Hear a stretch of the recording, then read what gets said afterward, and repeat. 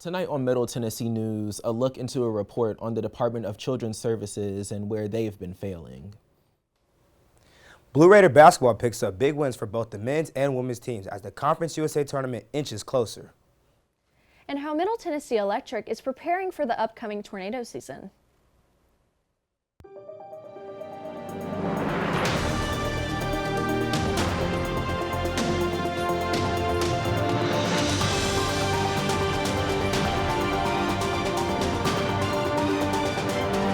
Good evening and welcome to Middle Tennessee News. Good to be with you. I'm Noah Sershin. And I'm Bailey Lowe, joined by Sydney Ledford for MTN Weather and Joshua Jackson for the MTN Sports Den.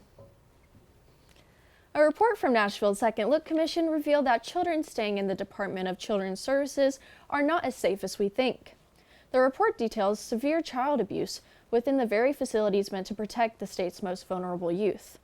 Findings in the report reveal that children staying in the DCS offices and transitional homes have been subjected to drug use and human trafficking. Advocates are calling this a systematic failure of supervision. A lack of adequate oversight allowed a child to use meth while staying inside a DCS office. The department reportedly confiscated the drugs and administered a drug test, but showed a lack of follow-up investigations into other children in the office. In other incident described in the report is an older child successfully recruited a younger child into running away, then sex trafficked the younger child. Despite the event's severity, the report found that DCS simply returned the child to a different home. In order to address the immediate needs, DCS is hiring 9 behavior specialists and have opened additional housing. Well, Tennessee lawmakers are proposing to lower the school bus driver age to combat the statewide shortage. State Representative Mike Sparks and State Senator Janice Bowling have proposed legislation to manage the bus driver shortage across Tennessee. The proposed legislation would lower the minimum age requirement from 25 to 23, while ensuring all drivers are well qualified. Drivers must earn a commercial driver's license and have good character, competency, fitness, and at least 5 consecutive years of unrestricted driving experience. The proposal does not require districts to change their existing age requirement and allow school boards to manage bus driver qualifications. The Rutherford County School Board held an emergency meeting about bus route disruptions. You might remember we told you about this on last Monday. Board members meant to take action to bring back specific bus contractions to resume bus services. This all started because a contracted bus owner lost insurance coverage, putting dozens of buses out of service per district policy. Rutherford County contracts with the individual bus owners unlike many other school districts. Last night, the district ended the contract URSA Major Logistics, according to the school district's spokesperson. The district has been negotiating with other qualified contractors to minimize service gaps. The meeting last week was only for certain bus routes. Well, looking ahead now, TDOT is holding a meeting tomorrow about the Interstate 24 Southeast Lanes project. Representatives from TDOT will give a presentation to explain this project and receive public feedback on the project. TDOT and the Federal Highway Administration has prepared an environmental assessment with the NEPA requirements to identify measures to limit harm with the project. The proposed Southeast Choice Lanes project would construct new optional choice lanes on I-24 between Nashville and Murfreesboro. Choice lanes would provide motorists to maintain consistent travel speeds even when the adjacent existing lanes are congested. The meeting will begin at 5 p.m. at the Smyrna Event Center. 2 people are behind bars tonight after car chase in Laverne. It happened around 9 Friday night. Police say that the vehicles were doing donuts coming from around Veterans Park. Officers saw a black Infiniti with no headlights and a white Jeep SUV speeding out of the area. Laverne police say they started to chase the vehicles but had to call it off for safety reasons. One of the vehicles reportedly hit a marked patrol unit sitting in the intersection of Stones River Road, restarting the chase. The white Jeep was found crashed on Hurricane Circle after it hit a home. No one was inside the house was hurt. The black Infiniti was found in the Cherokee Drive area. One occupant was immediately detained, while the other driver tried to make a run for it, but was caught. Both drivers are now facing charges of a felony evading. Well, a new life-saving initiative is sweeping across Murfreesboro to get automated external defibrillators registered. Murfreesboro Emergency Communications have partnered their emergency call software with the city's new PulsePoint and registry. PulsePoint allows the dispatcher to locate the closest AED within 100 yards and give life-saving instructions. The PulsePoint app allows Murfreesboro schools and citizens and local businesses to voluntarily register their on-site aides. Registration is free and quick, and the PulsePoint AED app can be downloaded on the App Store or accessed at pulsepoint.org. And we're reaching out to the community partners, anyone that owns a business, anyone in a public space, that if you all do have an AED, that they can register it with the registry. We have an update to that ICE facility in Wilson County that we told you about on Monday. The opening of an ICE facility in Wilson County is no longer moving forward, according to Senator Marsha Blackburn. Earlier this month, a spokesperson for ICE said that the agency was purchasing a facility in Lebanon to house detainees. The agency would quickly come to retract this statement, claiming that a facility had never been purchased and that the statement was sent without proper approval. The proposed facility looked to provide upwards of 7,000 jobs and over $165 million in tax revenue. The agency's proposed facilities was believed to be just off the Highway 109 on Cedar Creek Lane. Well, funds for a new jail in Dekalb County got approved. The commission approved the money in a Monday night meeting. It was a 10-4 vote, and the county commission accepted a $35 million 12-year capital outlay note. This jail will hold 182 beds and will be around 49,000 square feet. Jail officials say it will be built on Smith Road, so it's closer to utilities and more cost-effective. A few commissioners and residents of Dekalb County are not happy with this decision, saying it's too close to their homes. Longtime Dekalb County resident Christy Longmire said, quote, "If the jail is built near us, I will no longer have peace of mind of living on a quiet, safe street," end quote. The well-known MTSU professor Ed Kimbrell has passed away. He's responsible for the birth, growth, and success of the College of Media and Entertainment. Dr. Kimbrell was a legendary professor. There is even a teaching award in his honor. He inspired many generations of students and loved being in the classroom. In 1971, Dr. Kimbrell was appointed as the first chair of the newly established Department of Mass Communications at MTSU. Kimbrell passed away Thursday. He was 86.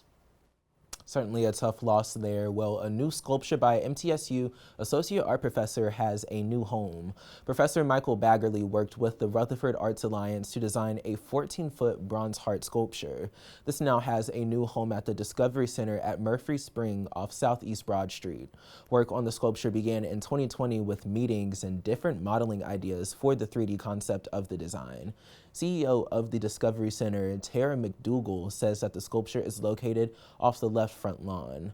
This work was inspired by a woman named Gina Foster Cannon, who passed away in late 2019.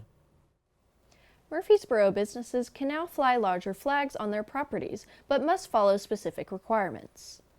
The new ordinance will allow American flags no larger than 4,000 square feet to be placed outside business properties, and now 150-foot poles are allowed. However, there can only be one flag per lot.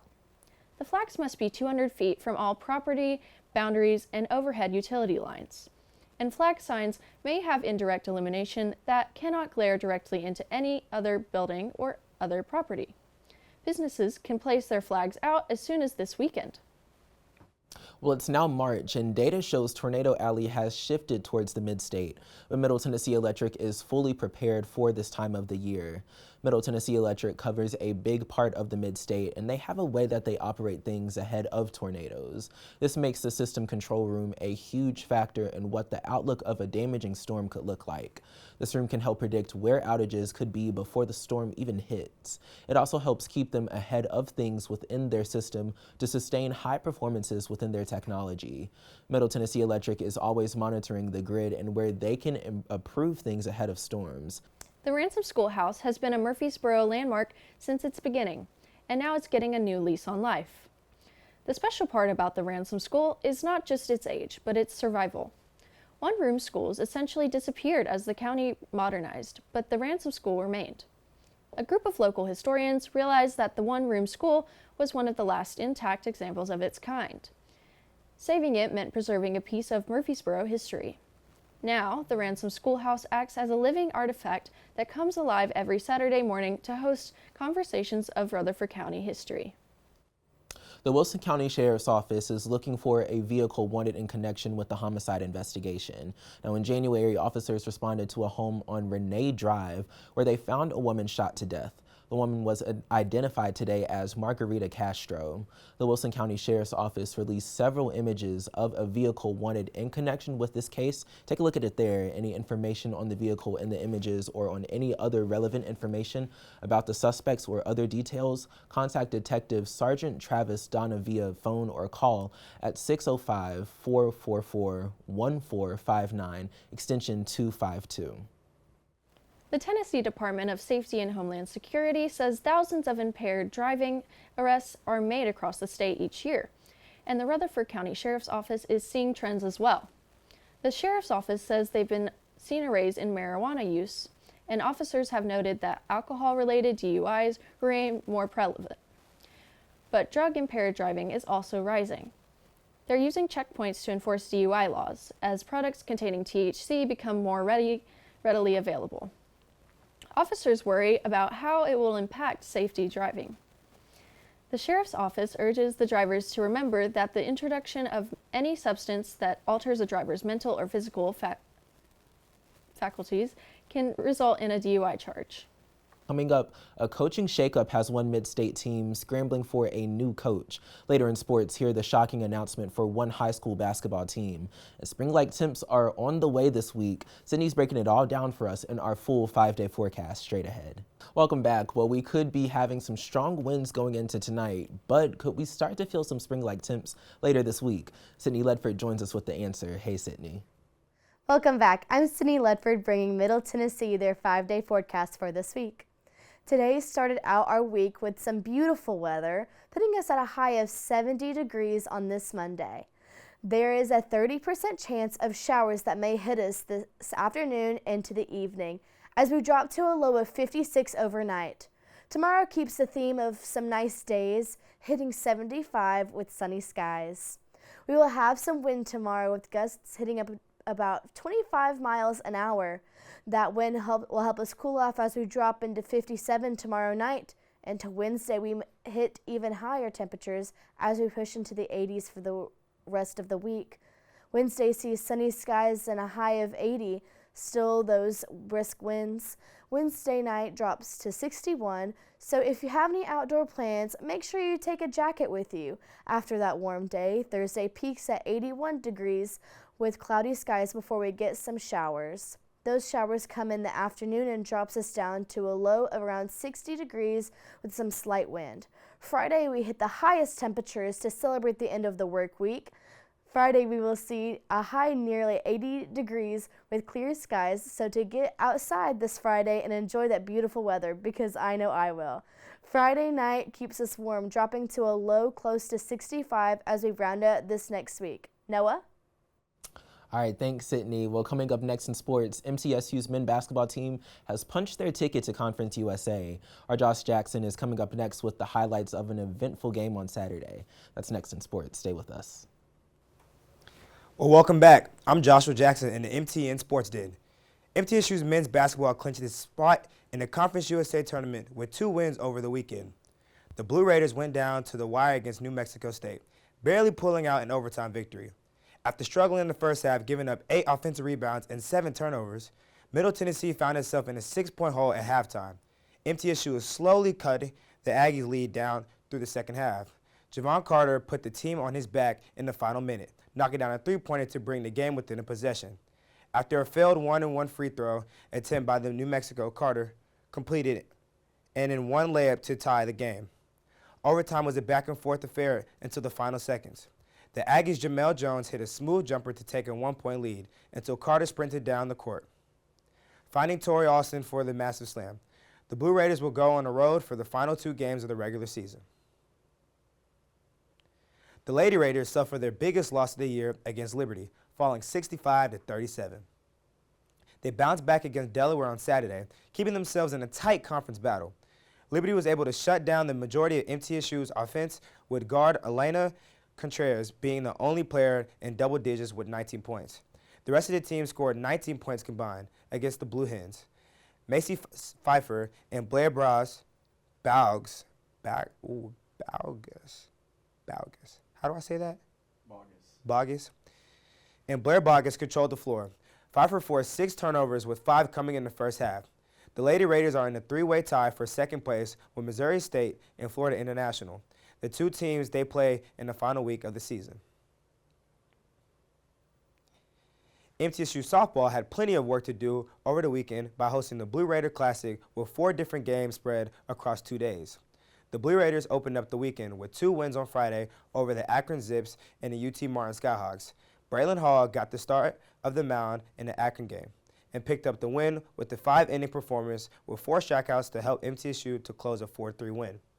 In a UT Martin game, the Blue Raiders picked up a season-high 11 hits at the plate, with 8 of their 9 runs coming in the first inning on their way to a 9-3 win.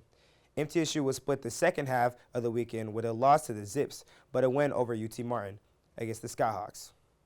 The Blue Raiders would get a 4-2 win, with Lucy McDonald getting the most production from the plate with 2 hits, 2 runs, and 1 RBI. The Blue Raiders now look ahead to their first conference series this weekend against Kennesaw State, coming up this weekend on the road starting on Friday at 4:00 p.m. Blue Raider baseball continued to build momentum this past weekend with the series win at home against Illinois State. In Game 1 on Friday, the Blue Raiders dominated thanks largely to a tremendous effort from the mound by Gavin King. King pitched for 5 innings while giving up just 4 hits and 1 earned run with 3 strikeouts. The Blue Raiders bats did the rest with Tyler Minnick leading the way with a 2 RBI on the way to a 13-3 run rule win. Game 2 was defined by a signature performance from Owen Nowak, who blasted a home run with 2 RBIs and 3 runs. Mason Dobbs and Chandler Alderman will combine their efforts on the mound to hold the Redbirds at bay for an 8-2 Blue Raider win. Middle Tennessee dropped Game 3 to Illinois State, but have still emerged from the weekend with an 8-3 overall record and 3 series wins. MTSU will have 2 midweek games coming up this week, with Murray State tomorrow at 3 and Belmont Wednesday at 4 o'clock. A local high school has experienced a coach shakeup following a surprise resignation. Keisha Jarrett, former head coach of the Shelbyville Central's girls basketball team, stepped down following a playoff loss to the Bradley Central Barrettes on Friday. The Golden Eaglettes hired Jarrett in May of 2024 and have been to the regional stage of the playoffs in back-to-back years. Shelbyville Central now begins their search for a 3rd head coach since 2024, following the tenures of Jarrett and former coach Kyle Turner. This week's Player of the Week goes to Javon Carter and Macy Harder, who scored 27 points on 10 of 17 shooting against New Mexico State. Carter scored 27 points on 10 of 17 shooting against New Mexico State.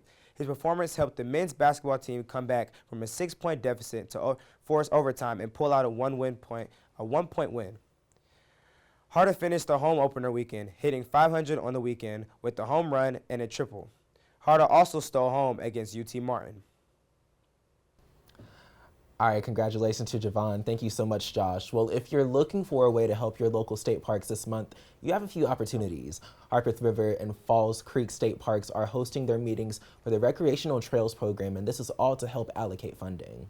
The meetings are seeking input from the public before the parks apply for federal grants, and the Tennessee Department of Environment and Conservation said that the grants are providing funding for land acquisition and trails for maintenance and restoration and rehabilitation. And for those looking to get outdoors this weekend, it's going to be nice. Visit a state park and help get back into nature. State parks are a great way to connect with your community and rekindle a love for the outdoors. Here in Middle Tennessee, we have over a dozen parks, so go explore. Definitely, and the weather is going to be nice. They said the 80s later this week, so definitely a good time to go out. Well, thank you so much for joining us here on Middle Tennessee News. If you missed this or any show, you can watch them on our website, as well as our special edition packages and entertainment pieces. I'm Noah Sershin, joined by Bailey Lowe, Joshua Jackson, and Sydney Ledford. Make sure to follow us on all of our social media sites, on Instagram at Middle Tennessee News, our sports Instagram at _MTN Sports, on Twitter at Middle TN News, and we'll see you Friday the 16th for our next show.